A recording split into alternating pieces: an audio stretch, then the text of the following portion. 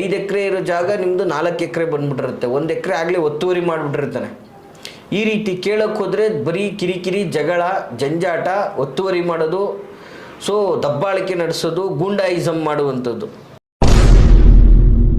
ಇವತ್ತು ಆಸ್ತಿ ಪಾಸ್ತಿಗಳು ಇದ್ದರೂ ಕೂಡ ಅದನ್ನು ಅನುಭವಿಸೋಕ್ಕಾಗದೆ ತೊಂದರೆ ಅನುಭವಿಸ್ತಾ ಇರ್ತಾರೆ. ನಿಮ್ಮ ಆಸ್ತಿ ನಿಮಗೆ ಸಿಗದೇ ಇರೋ ರೀತಿಯಲ್ಲಿ ದೌರ್ಜನ್ಯ ಮಾಡ್ತಾ ಇರ್ತಾರೆ. ಅಂದರೆ ಇವೆಲ್ಲ ಆಲ್ಮೋಸ್ಟ್ ನಿಮಗೆ ಗೊತ್ತಿರೋರು, ಹತ್ತಿರದ ಸಂಬಂಧಿಕರೇ ಮಾಡ್ತಾ ಇರ್ತಾರೆ ಕೆಲವೊಂದು ಸಲ. ಹೆಚ್ಚಾಗಿ ಈ ಬಡತನದ ವ್ಯವಸ್ಥೆಯನ್ನು ತಿಳ್ಕೊಳ್ದೇನೆ ಆ ಜಾಗ ನನ್ನ ಹೆಸರಲ್ಲಿದೆ, ಅದು ಇನ್ಮೇಲೆ ನಂದೇ ಅಂತಲೂ ಕೂಡ ದೌರ್ಜನ್ಯ ಮಾಡುವಂಥದ್ದು. ಸಾಕ್ಷಾತ್ ಶಿವನೇ, ಸಾಕ್ಷಾತ್ ಮಹಾದೇವನೇ ದತ್ತಾತ್ರೇಯ ಮಹರ್ಷಿಗೆ ತಿಳಿಸಿದಂತಹ ಒಂದು ಅದ್ಭುತವಾದಂತಹ ತಂತ್ರವನ್ನು ನಾನು ನಿಮಗೆ ಇವತ್ತು ಹೇಳ್ಕೊಡ್ತೇನೆ ವೀಕ್ಷಕರೇ. ನಮಸ್ತೆ ವೀಕ್ಷಕರೇ, ನಾನು ನಿಮ್ಮ ಮೈಸೂರಿನ ಶ್ರೀನಿವಾಸನ್. ವೀಕ್ಷಕರೇ, ಇವತ್ತೊಂದು ದಿನ ಸಾಮಾನ್ಯವಾಗಿ ನಾನು ಈ ಒಂದು ಸಂಚಿಕೆಯಲ್ಲಿ ನಿಮ್ಮ ಆಸ್ತಿ ಅಥವಾ ಜಾಗ, ಜಮೀನು, ಹೊಲ, ಗದ್ದೆಗೆ ಸಂಬಂಧಪಟ್ಟ ಹಾಗೆ ಅದಕ್ಕೆ ರಿಲೇಟೆಡ್ ಸಮಸ್ಯೆಗಳನ್ನು ಅನುಭವಿಸ್ತಾ ಇರತಕ್ಕಂತಹ ತೊಂದರೆಗಳಿಗೆ ಬಹಳ ಜನಗಳು ಇದಕ್ಕೆ ಸಂಬಂಧಪಟ್ಟ ಒಂದು ಒಳ್ಳೆ ಪರಿಹಾರ ಹೇಳಿ ಗುರುಗಳೇ ಅಂಥೇಳಿ ನಮಗೆ ಕರೆ ಮಾಡಿದ್ರಿಂದ ಈ ಒಂದು ಸಂಚಿಕೆಯಲ್ಲಿ ಈ ಒಂದು ಕಾರ್ಯಕ್ರಮವನ್ನು ಮಾಡ್ತಾ ಇದ್ದೇನೆ.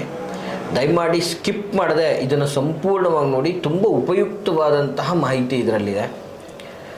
ನೋಡಿ ವೀಕ್ಷಕರೇ, ಇವತ್ತು ಸಾಮಾನ್ಯವಾಗಿ ಈ ಹೊಲ, ಗದ್ದೆ, ಜಾಗ, ಜಮೀನು, ಆಸ್ತಿ ಇವತ್ತು ಮನುಷ್ಯ ಬೆಳೀತಾ ಇದ್ದಂಗೆ, ಪ್ರಕೃತಿ ಬೆಳೀತಾ ಇದ್ದಾಗೇ, ಸೊಸೈಟಿ ಬೆಳೀತಾ ಇದ್ದಂಗೆ 10 ರೂಪಾಯಿಗೆ 100 ರೂಪಾಯಿ ಬೆಲೆ ಬರುತ್ತೆ, 100 ರೂಪಾಯಿಗೆ 1000 ರೂಪಾಯಿ ಬೆಲೆ ಬರುವಂಥದ್ದು ಸಹಜ. ಇವತ್ತೇನಾಗ್ಬಿಟ್ಟಿದೆ, ಈ ಒಂದು ವಿಚಾರದಲ್ಲಿ ಎಷ್ಟೋ ಕುಟುಂಬಗಳು ಅನಾಥವಾಗ್ಬಿಟ್ಟಿದೆ. ಯಾಕಂದರೆ ತಲೆ ಹೊಡ್ಕೊಂಡು ಗುದ್ದಾಟ ಆಗಿ ಕಾನೂನು, ಜಗಳ, ಕೊಲೆಗಳೇ ನಡೆದೋಗಿರ್ತಕ್ಕಂಥದ್ದು, ಹತ್ಯೆಗಳೇ ಆಗಿರ್ತಕ್ಕಂಥದ್ದು ಈ ಒಂದು ಆಸ್ತಿ ವಿಚಾರಕ್ಕೆ ಸಂಬಂಧಪಟ್ಟ ಹಾಗೆ. ಇವತ್ತು ನೋಡಿ, ಸಾಮಾನ್ಯವಾಗಿ ಇವತ್ತು ಆಸ್ತಿ ಪಾಸ್ತಿಗಳು ಇದ್ದರೂ ಕೂಡ ಅದನ್ನು ಅನುಭವಿಸೋಕ್ಕಾಗದೆ ತೊಂದರೆ ಅನುಭವಿಸ್ತಾ ಇರ್ತಾರೆ. ಇವತ್ತು ಜಾಗ ಇದೆ, ಬಟ್ ಆ ಜಾಗದ ಪೊಸಿಷನ್ ಬೇರೆ ಯಾರೋ ಅನುಭವಿಸ್ತಾ ಇರ್ತಾನೆ. ಇವತ್ತು ದಾಖಲಾತಿಗಳೆಲ್ಲ ನಿಮ್ಮ ಹೆಸರಲ್ಲಿದೆ, ಅವನನ್ನು ಅಲ್ಲಿಂದ ಹೊರ ಕಳ್ಸೋಕ್ಕಾಗ್ತಾ ಇಲ್ಲ. ಜೊತೆಗೆ ವಿಶೇಷವಾಗಿ ಏನು ಹೇಳೋಕ್ಕೆ ಇಷ್ಟಪಡ್ತೀನಿ, ಈ ಒಂದು ಜಾಗ ಜಮೀನುಗಳಲ್ಲಿ ನಿಮ್ಮ ಆಸ್ತಿ ನಿಮಗೆ ದಕ್ಕಬೇಕು ಅನ್ನುವಂತಹ ವ್ಯವಸ್ಥೆಯಿಂದ ನಾಶ ಮಾಡಿಸ್ತಾ ಇರ್ತಾರೆ. ಜೊತೆಗೆ ನಿಮ್ಮ ಆಸ್ತಿ ನಿಮಗೆ ಸಿಗದೇ ಇರೋ ರೀತಿಯಲ್ಲಿ ದೌರ್ಜನ್ಯ ಮಾಡ್ತಾ ಇರ್ತಾರೆ. ಅಂದರೆ ಇವೆಲ್ಲ ಆಲ್ಮೋಸ್ಟ್ ನಿಮಗೆ ಗೊತ್ತಿರೋರು, ಹತ್ತಿರದ ಸಂಬಂಧಿಕರೇ ಮಾಡ್ತಾ ಇರ್ತಾರೆ ಕೆಲವೊಂದು ಸಲ. ಮತ್ತು ಕೆಲವೊಂದು ಬಾರಿ ನಿಮ್ಮ ಕಷ್ಟಕ್ಕೆ ಕೊಡಬೇಕು ಅಂತ ಏನೋ ಹೋಗಿರ್ತೀರಾ, ಕೊಡಬೇಕು ಅನ್ನೋ ಲೆಕ್ಕಾಚಾರದಲ್ಲಿ ವ್ಯಾಪಾರ ಆಗಿರುತ್ತೆ, ಸಣ್ಣ ಪುಟ್ಟ ರೀತಿಯಲ್ಲಿ ಏನೋ ಒಂದು ಅಮೌಂಟ್ ಕೊಟ್ಟಿರ್ತಾರೆ, ಇನ್ನೂ ಬಹಳಷ್ಟು ಕೊಡಬೇಕಾಗಿರುತ್ತೆ. ಅಷ್ಟನ್ನಷ್ಟಲ್ಲೇ ನಾವೆಲ್ಲ ಕೊಟ್ಟಿದ್ದೀವಿ, ಅದಕ್ಕಷ್ಟೇ ಕೊಡೋದು, ಇದು ನಮ್ಮ ಜಾಗ ಅಂತ ಅಕ್ರಮವಾಗಿ ಜಾಗವನ್ನು ತೆಗೆದುಕೊಳ್ಬಿಡ್ತಾರೆ. ಸೊ ಸುಮ್ಮನೆ ನಿಮ್ಮ ಮೇಲೆ ದಬ್ಬಾಳಿಕೆ, ದೌರ್ಜನ್ಯ ಮಾಡುವಂಥದ್ದು, ಅಥವಾ ನಿಮ್ಮ ಜಾಗವನ್ನು ಸುಮ್ಮನೆ ಒತ್ತುವರಿ ಮಾಡ್ಕೊಂಡು ಬರೋದು. ಸುಮ್ಮನೆ ನಿಮ್ಮ ಹೊಲನ ನೀವು ಅಮಾಯಕತನ, ನಿಮ್ಮ ಅಸಹಾಯಕತೆಯನ್ನು ತಿಳ್ಕೊಂಡು ಸುಮ್ಮನೆ ಒತ್ತುವರಿ ಮಾಡ್ಕೊಂಡು ಬರ್ತಾ ಇರುವಂಥದ್ದೇ. 5 ಎಕರೆ ಇರೋ ಜಾಗ ನಿಮ್ಮದು 4 ಎಕರೆ ಬಂದ್ಬಿಟ್ಟಿರುತ್ತೆ, 1 ಎಕರೆ ಆಗಲೇ ಒತ್ತುವರಿ ಮಾಡಿಬಿಟ್ಟಿರ್ತಾನೆ. ಈ ರೀತಿ ಕೇಳೋಕ್ಕೆ ಹೋದರೆ ಬರೀ ಕಿರಿಕಿರಿ, ಜಗಳ, ಜಂಜಾಟ, ಒತ್ತುವರಿ ಮಾಡೋದು, ಸೊ ದಬ್ಬಾಳಿಕೆ ನಡೆಸೋದು, ಗೂಂಡಾಯಿಸಮ್ ಮಾಡುವಂಥದ್ದು. ಸೊ ಹೀಗೆ ಎಷ್ಟೋ ಜನಗಳು ಪ್ರಾಮಾಣಿಕವಾಗಿ ಅವರ ಆಸ್ತಿಯನ್ನು ಅವರು ಅನುಭವಿಸೋಕ್ಕಾಗದೆ ಬಹಳ ನೋವನ್ನು ಅನುಭವಿಸ್ತಾ ಇರ್ತಕ್ಕಂಥದ್ದು. ಮತ್ತು ಈ ಸಂಬಂಧ, ಬಂಧು ಮಿತ್ರರಲ್ಲಿ ಪ್ರಾಮಾಣಿಕವಾಗಿ ಅವ್ರಿಗೆ ಸಿಗಬೇಕಾಗಿರೋ ಆಸ್ತಿನ ಕೊಡದೆ ಸತಾಯಿಸುವಂಥದ್ದು. ಮತ್ತು ತಾತ ಮುತ್ತಾತನ ಕಾಲದಿಂದ ಬೇರೆಯವರ ಹೆಸರಲ್ಲಿ ಇರ್ತದೆ ಆಸ್ತಿ ಪಾಸ್ತಿಗಳು, ಇವರು ಅನುಭವಿಸ್ತಾ ಇರ್ತಾರೆ. ಸೊ ಡಾಕ್ಯುಮೆಂಟೆಲ್ಲ ಅವ್ರ ಹೆಸರಲ್ಲಿ ಇರೋದ್ರಿಂದ ಅವರು ಇವ್ರ ಹೆಸರಿಗೆ ಡಾಕ್ಯುಮೆಂಟ್ ಮಾಡಿಕೊಡೋದಕ್ಕೆ ವ್ಯರ್ಥ ತೊಂದರೆಗಳನ್ನು ಕೊಡುವಂಥದ್ದು, ಮತ್ತು ಅವರು ಡಿಮ್ಯಾಂಡ್ ಮಾಡುವಂಥದ್ದು, ಹಣಗಳನ್ನು ಕೇಳುವಂಥದ್ದು ಹೆಚ್ಚಾಗಿ. ಈ ಬಡತನದ ವ್ಯವಸ್ಥೆಯನ್ನು ತಿಳ್ಕೊಳ್ದೇನೆ ಆ ಜಾಗ ನನ್ನ ಹೆಸರಲ್ಲಿದೆ, ಅದು ಇನ್ಮೇಲೆ ನಂದೇ ಅಂತಲೂ ಕೂಡ ದೌರ್ಜನ್ಯ ಮಾಡುವಂಥದ್ದು. ಈ ಥರದ ಒಂದಷ್ಟು ನಾನಾ ಸಮಸ್ಯೆಗಳನ್ನು ಈ ಒಂದು ಹೊಲ, ಗದ್ದೆ ಅಥವಾ ಜಮೀನು, ಆಸ್ತಿಗೆ ಸಂಬಂಧಪಟ್ಟ ಹಾಗೆ ನಾವು ಕಾಣ್ಬೋದು. ಮತ್ತು ಕೆಲವೊಂದು ಬಾರಿ ಏನಾಗ್ತದೆ, ಪ್ರಾಪರ್ಟಿಗಳನ್ನು ಖರೀದಿ ಮಾಡಬೇಕಾದ್ರೆ ಆಗಿರ್ಬೋದು, ತಗೋಬೇಕಾಗಿರೋ ನಕಲು ಪತ್ರಿಗಳನ್ನು ಸೃಷ್ಟಿ ಮಾಡಿ ಸೊ ಸುಮ್ಮನೆ ವ್ಯಾಪಾರ ಮಾಡಿ ನಂತರ ನಂದು ಅಂದ್ಕೊಂಡು ಬಂದು ಅದನ್ನು ಕೇಸ್ ಹಾಕ್ಕೊಂಡು ಕಾನೂನಾತ್ಮಕವಾಗಿ ಸುಮ್ಮನೆ ಬರೀ ಹೋರಾಟ. ಇವತ್ತು ಕೊಡೋ ದುಡ್ಡು ಕೊಟ್ಟು ಆಸ್ತಿನೂ ನಿಮ್ಮ ಕೈಗೆ ಸೇರ್ತಾ ಇಲ್ಲ, ಅದನ್ನು ಅನುಭವಿಸೋಕ್ಕೂ ಆಗ್ತಾ ಇಲ್ಲ, ಅದನ್ನು ನೀವು ಪಡ್ಕೊಳ್ಳೋಕ್ಕೂ ಆಗ್ತಾ ಇಲ್ಲ. ಈ ರೀತಿಯಾಗಿ ನಿಮಗೆ ದಬ್ಬಾಳಿಕೆಗಳನ್ನು ಮಾಡಿ ಅಕ್ರಮದಿಂದ ನಿಮ್ಮ ಒಂದು ಪೊಸಿಷನ್ನ ಬಿಡ್ಕೊಡದೆ ನಿಮಗೆ ಈ ಪ್ರಾಪರ್ಟಿಗೆ ಸಂಬಂಧಪಟ್ಟಂಗೆ ತೊಂದರೆಯನ್ನು ಕೊಡ್ತಾ ಇದ್ದರೆ ವೀಕ್ಷಕರೇ, ಇದಕ್ಕೆ ಬಹಳ ಅದ್ಭುತವಾಗಿ ಸಾಕ್ಷಾತ್ ಶಿವನೇ, ಸಾಕ್ಷಾತ್ ಮಹಾದೇವನೇ ದತ್ತಾತ್ರೇಯ ಮಹರ್ಷಿಗೆ ತಿಳಿಸಿದಂತಹ ಒಂದು ಅದ್ಭುತವಾದಂತಹ ತಂತ್ರವನ್ನು ನಾನು ನಿಮಗೆ ಇವತ್ತು ಹೇಳ್ಕೊಡ್ತೇನೆ ವೀಕ್ಷಕರೇ. ಇದು ಬಹಳ ಅದ್ಭುತವಾದಂತಹ ತಂತ್ರ. ಇದು ಯಾವ ರೀತಿ ಅಂದರೆ, ಇದು ತಂತ್ರಶಾಸ್ತ್ರದಲ್ಲಿ ವಿಶೇಷವಾಗಿ ಷಟ್ಕರ್ಮಗಳಲ್ಲಿ ಒಂದಾದಂತಹ ಒಂದು ಉಚ್ಚಾಟನೆಯ ಒಂದು ಕರ್ಮ ಅಂತ ಹೇಳಿದ್ರೆ ಕೂಡ ತಪ್ಪಾಗಲ್ಲ. ಈ ಉಚ್ಚಾಟನೆಯಲ್ಲೇ ಒಂದು ವಿಶೇಷವಾದಂತಹ ತಂತ್ರ ಅಂತ ಕೂಡ ಹೇಳ್ಬೋದು. ಏನಪ್ಪ, ಏನು ಗುರುಗಳು ಉಚ್ಚಾಟನೆ ಅಂತ ಇದ್ದಾರಲ್ಲ, ಏನು ಇದು ಉಚ್ಚಾಟನೆ ಅಂತ ನೋಡಿ. ಉಚ್ಚಾಟನೆ ಅಂತಂದ್ರೆ ದೂರ ಮಾಡುವುದು ಅಥವಾ ಹೊರ ಹಾಕುವುದು ಅಥವಾ ಸ್ಥಳ ಬಿಡಿಸುವುದು, ಈ ಥರದ ಒಂದು ಅರ್ಥವನ್ನು ಕೊಡುವಂಥದ್ದು. ಅಂದರೆ ಇವತ್ತು ನಿಮ್ಮ ಜಾಗದಲ್ಲಿರ್ತಕ್ಕಂಥವ್ರನ್ನ ದೂರ ಮಾಡುವಂಥದ್ದು, ನಿಮ್ಮ ಆಸ್ತಿ ಪಾಸ್ತಿಯನ್ನು ಕೈಲಿಡದಿರತಕ್ಕಂಥವ್ರನ್ನ ಹೊರ ಹಾಕುವಂಥದ್ದು, ಪ್ರಾಮಾಣಿಕವಾಗಿ ನಿಮಗೆ ದಕ್ಕೋ ಥರ ಮಾಡುವಂತಹ ಒಂದು ವಿಶೇಷವಾದಂತಹ ತಂತ್ರ ಆಗಿರ್ತದೆ ವೀಕ್ಷಕರೇ. ನೋಡಿ, ಬಹಳ ಅದ್ಭುತವಾದಂಥ, ಯಾಕಂದರೆ ಈ ಷಟ್ಕರ್ಮಗಳು ಅಂತಂತಂದರೆ ಈ ಶಾಂತಿ, ಸ್ತಂಭನ, ಉಚ್ಚಾಟನ, ವಿದ್ವೇಷಣ, ಈ ರೀತಿಯಾಗಿ ಒಂದು 6 ಕ್ರಮಗಳು ಬರ್ತದೆ, ವಶೀಕರಣ, ಈ ರೀತಿಯಾದಂಥದ್ದೆಲ್ಲ ಈ ತಂತ್ರಶಾಸ್ತ್ರದಲ್ಲಿ ಒಂದು 6 ಭಾಗಗಳನ್ನಾಗಿ ಮಾಡಿದ್ದಾರೆ. ಆ ಒಂದು 6 ಭಾಗದಲ್ಲಿ ಈ ಒಂದು ಉಚ್ಚಾಟನೆಯು ಕೂಡ ಬಹಳ ಒಂದು ವಿಶೇಷವಾದಂತಹ ಪ್ರಯೋಗವಾಗಿರ್ತದೆ. ನೋಡಿ ವೀಕ್ಷಕರೇ, ಈ ಪ್ರಯೋಗ ನೀವು ತಿಳ್ಕೊಳ್ಳಿ, ಸಾಕ್ಷಾತ್ ಮಹಾದೇವನೇ ವಿಶೇಷವಾಗಿ ದತ್ತಾತ್ರೇಯ ಮಹರ್ಷಿಗೆ ಇದನ್ನು ಉಪದೇಶ ಮಾಡಿದ್ದಾರೆ ಅಂತಕ್ಕಂಥದ್ದು, ಇದರ ಮಹತ್ವ ಎಂಥದ್ದು, ಇದರ ಶಕ್ತಿ ಎಂಥದ್ದು ಅಂತಕ್ಕಂಥದ್ದನ್ನು ನೀವು ತಿಳ್ಕೋಬೇಕು.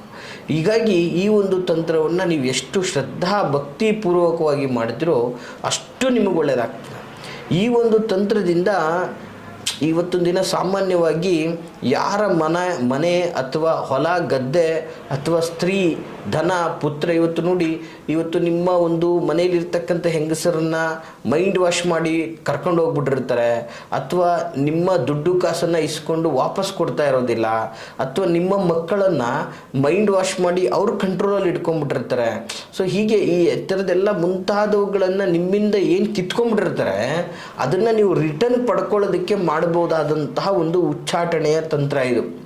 ಬಹಳ ಅದ್ಭುತವಾದಂತಹ ತಂತ್ರ ವೀಕ್ಷಕರೇ. ಮಂತ್ರವಿಲ್ಲದೆ ಸಿದ್ಧಿ ಮಾಡ್ಕೋಬೋದು ವೀಕ್ಷಕರೇ. ಇದನ್ನು ನೀವು ಯಾವುದೋ ಷೋಡಶೋಪಚಾರವಾಗಿ ಮಂತ್ರ ಪಠಣೆ ಮಾಡಬೇಕಾಗಿಲ್ಲ, ಅಥವಾ ನೀವು ಶ್ರದ್ಧೆ ಭಕ್ತಿಯಿಂದ ಕುತ್ಕೊಂಡು 108 ಬಾರಿ 1008 ಸಾರಿ ಮಂತ್ರ ಪಠಿಸಬೇಕಾಗಿಲ್ಲ, ಅಥವಾ ಷೋಡಶೋಪಚಾರವಾಗಿ ವಿಧಿವತ್ತವಾಗಿ ಪೂಜಾದಿಗಳನ್ನು ಕರ್ಮಾದಿಗಳನ್ನು ಮಾಡಬೇಕಾಗಿಲ್ಲ. ಸೊ ಸುಲಭವಾಗಿ ನಿಮ್ಮ ಆಸ್ತಿ, ಜಮೀನು ಅಥವಾ ಮನೆ ಅಥವಾ ನೀವು ದೌರ್ಜನ್ಯಕ್ಕೊಳಗಾಗಿ ಕಳ್ಕೊಂಡಿರೋದನ್ನು ಪಡ್ಕೊಳ್ಳುವಂತಹ ಒಂದು ಅದ್ಭುತವಾದಂತಹ ತಂತ್ರ ಆಗಿರ್ತದೆ ವೀಕ್ಷಕರೇ. ಈ ಒಂದು ತಂತ್ರದಿಂದ ನಿಮ್ಮ ಈ ಜಮೀನು, ಜಾಗ, ಆಸ್ತಿ ಪಾಸ್ತಿಗೆ ಅಂಟಿಕೊಂಡಿರತಕ್ಕಂತಹ ತೊಂದರೆಗಳು ದೂರ ಆಗ್ತದೆ. ಸೊ ನಿಮಗೆ ಸಿಗಬೇಕಾದಂತಹ, ನಿಮಗೆ ದೊರಕಬೇಕಾದಂತಹ ಈ ಆಸ್ತಿಗಳೆಲ್ಲ ನೀವು ಪಡ್ಕೊಳ್ಬೋದಾಗ್ತದೆ ವೀಕ್ಷಕರೇ. ಅಂತಹ ಒಂದು ಶಕ್ತಿಶಾಲಿ ಪವರ್ಫುಲ್ ಆದಂತಹ ಒಂದು ತಂತ್ರ ಆಗಿರ್ತದೆ. ಸೊ ಏನಪ್ಪ ಈ ಒಂದು ತಂತ್ರ ನೋಡಿ, ಈ ತಂತ್ರವನ್ನು 2 ವಿಧಾನದಲ್ಲಿ ನಾನು ನಿಮ್ಗೆ ಹೇಳ್ತೀನಿ. 2ರಲ್ಲಿ ನಿಮಗೆ ಯಾವುದು ಸುಲಭ ಅನಿಸುತ್ತೋ ಅದನ್ನು ನೀವು ಮಾಡ್ಕೋಬೋದಾಗಿರ್ತದೆ ಪ್ರಯೋಗಗಳನ್ನು.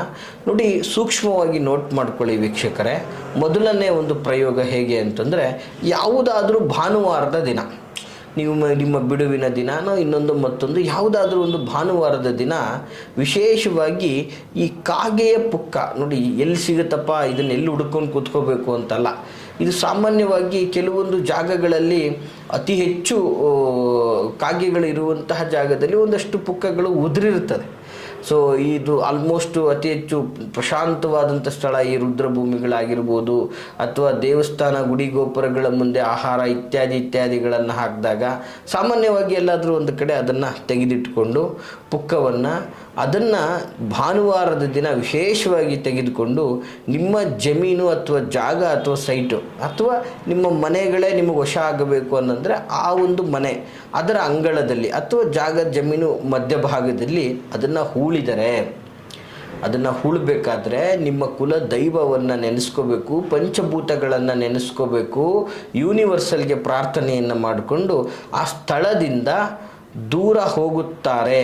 ನೋಡಿ, ನೀವು ವಿಶೇಷವಾಗಿ ಆ ಜಾಗದಲ್ಲಿ ಹೂಳಿದ್ದೆ ಆದರೆ ಅದನ್ನು ನೀವು ಪಡ್ಕೋಬೇಕು ಅನ್ನುವಂಥ ಲೆಕ್ಕಾಚಾರದಲ್ಲಿ ಹೂಳಿದ್ದೆ ಆದರೆ ಅದು ನಿಮ್ಮದಾಗಿದ್ದರೆ ನಿಮಗೆ ದಕ್ಕತ್ತೆ ವೀಕ್ಷಕರೇ. ಅಲ್ಲಿರ್ತಕ್ಕಂಥವ್ರು ಸ್ಥಳದಿಂದ ದೂರ ಹೋಗ್ತಾರೆ, ನಿಮಗೆ ಬಿಟ್ಟುಕೊಡ್ತಾರೆ. ಅಲ್ಲಿ ಯಾವುದೇ ಥರದ ತೊಂದರೆಗಳಾಗದೆ ಆ ಜಾಗದ ಪೊಸಿಷನ್ನ ನೀವು ಅಕ್ವೈರ್ ಮಾಡ್ಕೋಬೋದಾಗಿರ್ತದೆ. ಈ ಥರದ ಒಂದು ಅದ್ಭುತ ಒಂದು ಪ್ರಯೋಗ ಆಗಿರ್ತದೆ. ಮತ್ತೊಂದು ವಿಧಾನದ ಪ್ರಯೋಗ, ಇದು ಬಹಳ ಸುಲಭವಾದಂಥದ್ದು ವೀಕ್ಷಕರೇ. ಏನಪ್ಪ ಅಂದರೆ ಇದು ಸೋಮವಾರದ ದಿನ ವೀಕ್ಷಕರೇ, ವಿಶೇಷವಾಗಿ ತಿಳ್ಕೊಳ್ಳಿ. ಸೋಮವಾರದ ದಿನ ಭಕ್ತಿಯಿಂದ ಯೂನಿವರ್ಸ್ಗೆ ಪ್ರಾರ್ಥನೆಯನ್ನು ಮಾಡಿಕೊಂಡು ಔದುಂಬರದ ಮರ, ಸಾಮಾನ್ಯವಾಗಿ ಇದನ್ನು ನೋಡಿರ್ತೀರ, ನಾವು ಎಷ್ಟೋ ಪ್ರೋಗ್ರಾಮ್ಗಳಲ್ಲಿ ಅದನ್ನು ತೋರಿಸಿದ್ದೀವಿ ಯಾವುದು ಅಂತಲೂ ಸಹ. ಔದುಂಬರದ ಮರದ 4 ಅಂಗುಲದಷ್ಟು ಕಡ್ಡಿಯನ್ನು, 4 ಅಂಗುಲದಷ್ಟು ಅಂದರೆ ಆಲ್ಮೋಸ್ಟ್ ಒಂದು 4 ಇಂಚ್ ಅಥವಾ ಒಂದು 5 ಇಂಚ್ ಬರ್ಬೋದು, ಅಥವಾ ಒಂದು 7 ಸೆಂಟಿಮೀಟರ್ ಬರ್ಬೋದು ಅಷ್ಟೇ, 7 ಸೆಂಟಿಮೀಟರ್ ಅಷ್ಟೇ. ಅದೊಂಥರ ಅಷ್ಟು ಉದ್ದದ ಒಂದು ಕಡ್ಡಿಯನ್ನು ತೆಗೆದುಕೊಂಡು ಅದನ್ನು ತಂದು ನೀವು ಭಕ್ತಿಯಿಂದ ಪ್ರಾರ್ಥನೆಗಳನ್ನು ಮಾಡ್ಕೋಬೇಕು. ಯೂನಿವರ್ಸಲ್ಲಿ ಪ್ರಾರ್ಥನೆಯನ್ನು ಮಾಡಿಕೊಂಡು ನೀವು ಯಾವುದನ್ನು ಪಡಿಬೇಕು. ಈಗ ನಿಮ್ಮ ಜಾಗಕ್ಕೆ ತೊಂದರೆ ಆಗಿದ್ದರೆ, ಅಥವಾ ನಿಮ್ಮ ಸೈಟಿಗೆ ತೊಂದರೆ ಆಗಿದ್ದರೆ, ಅಥವಾ ನಿಮ್ಮ ಮನೆಯಲ್ಲಿರ್ತಕ್ಕಂಥವ್ರು ಮನೆ ಬಿಡದೆ ತೊಂದರೆ ಕೊಡ್ತಾ ಇದ್ದರೆ, ನಿಮಗೆ ಸಿಗಬೇಕಾದಂಥ ಆಸ್ತಿ ಪಾಸ್ತಿ ಸಿಗದೆ ತೊಂದರೆ ಆಗ್ತಾ ಇದ್ದರೆ, ಯಾವುದು ನಿಮಗೆ ಸಿಗಬೇಕಾಗಿದೆಯೋ ಅಲ್ಲಿ ಹೋಗ್ಬಿಟ್ಟು ಅದನ್ನು ಸಂಪೂರ್ಣವಾಗಿ ಹೂಳಬೇಕಾಗ್ತದೆ. ಸಂಪೂರ್ಣವಾಗಿ ಹೂಳಿ, ಈ ರೀತಿಯಾಗಿ ಹೂಳಿ ನೀವು ವಾಪಸ್ ಬಂದು ಭಗವಂತನಲ್ಲಿ ಪ್ರಾರ್ಥನೆ ಮಾಡಿ ಸಾಕು. ಹೀಗೆ ಮಾಡಿದ್ರೆ ನಿಮ್ಮ ಸಂಪತ್ತು ನಿಮಗೆ ಸೇರುತ್ತೆ ವೀಕ್ಷಕರೇ. ಅಷ್ಟು ಅದ್ಭುತ ಮತ್ತು ಪವರ್ಫುಲ್ ಆದಂತಹ ಈ 2 ಪ್ರಯೋಗಗಳು, ಮಂತ್ರವಿಲ್ಲದೆ ಸಿದ್ಧಿ ಮಾಡ್ಕೋಬಹುದಾದಂತಹ ವಿಶೇಷವಾದ ಪ್ರಯೋಗಗಳು ವೀಕ್ಷಕರೇ. ಇದು ಉಚ್ಚಾಟನಾ ಕ್ರಮದಲ್ಲಿ, ಈ ಒಂದು ಕರ್ಮದ ಒಂದು ವಿಶೇಷವಾದಂತಹ ತಂತ್ರದಲ್ಲೇ ಸುಲಭವಾದಂತಹ ತಂತ್ರ ಇದಾಗಿರ್ತದೆ ವೀಕ್ಷಕರೇ.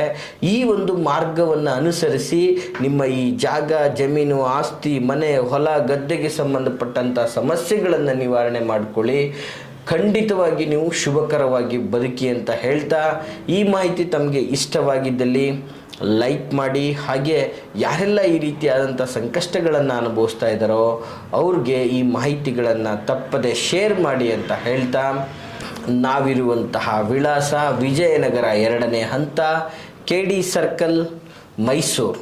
ಮುಕ್ತವಾಗಿ ಬಂದು ನೇರವಾಗಿ ನಿಮ್ಮ ಸಂಕಷ್ಟಗಳನ್ನು ಸಮಾಲೋಚನೆಯನ್ನು ಮಾಡಿಕೊಳ್ಳಿ ಅಂತ ಹೇಳ್ತಾ, ವಿಡಿಯೋದಲ್ಲಿರುವಂಥ ಸಂಖ್ಯೆಗೆ ಕರೆ ಮಾಡಿ ನಾವಿರುವ ಸಮಯವನ್ನು ಖಚಿತಪಡಿಸ್ಕೊಂಡು ಬನ್ನಿ ಅಂತ ಹೇಳ್ತಾ, ಎಲ್ರಿಗೂ ಶುಭವಾಗಲಿ. ನಮಸ್ಕಾರ.